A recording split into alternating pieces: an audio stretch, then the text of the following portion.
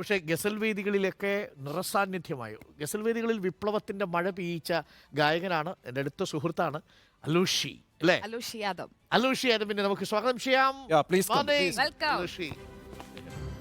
Yeah. Good morning, അലൂഷി.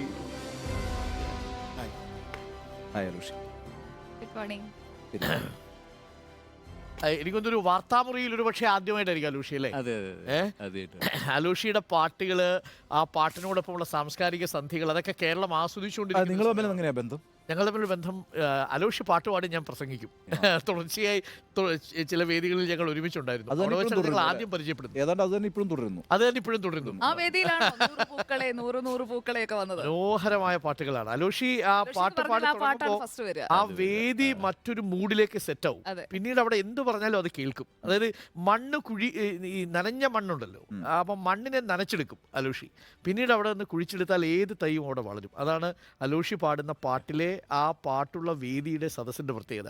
അലൂഷി, very good morning. Very good morning. വാർത്താമുറിയിലാണ് ആദ്യം, അല്ലേ? ആദ്യത്തെ അനുഭവമാണ്. അലോഷി പയ്യന്നൂരുകാരനാണ്. പയ്യന്നൂർ കോളേജിലാണ് കേട്ടോ സാറേ. ഡിഗ്രിക്കൊക്കെ പഠിച്ച അവിടെയാണ്. അവിടെ പ്രത്യേകമായിട്ടും അവിടെ മാത്രം വീശുന്ന കാറ്റുണ്ടോ? പാതിരാക്കാറ്റാണ്. ഗസലിന്റെ ഒക്കെ ഒരു സൗന്ദര്യം. ഗസലിലേക്ക് എങ്ങനെയാ വരുന്നത് ഋഷി? സത്യത്തിൽ പൂർണ്ണമായി ഗസൽ എന്ന് പറയാൻ പറ്റില്ല. ചെറുപ്പത്തിലെ വീട്ടിലൊക്കെ പാട്ടുണ്ട്. മമ്മി നന്നായിട്ട് പാടും. ശാസ്ത്രീയമായിട്ടുള്ള വലിയ പഠിത്തമൊന്നുമില്ല.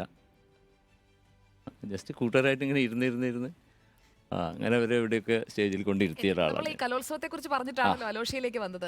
ഫൈൻ ആർട്സ് സെക്രട്ടറി ആയിരുന്നു പയ്യന്നൂർ കോളേജിൽ. അപ്പോൾ ഈ കലോത്സവം ഒക്കെ ക്രോഡീകരിക്കുക, അങ്ങനെ ആക്റ്റീവ് ആയിരുന്നു.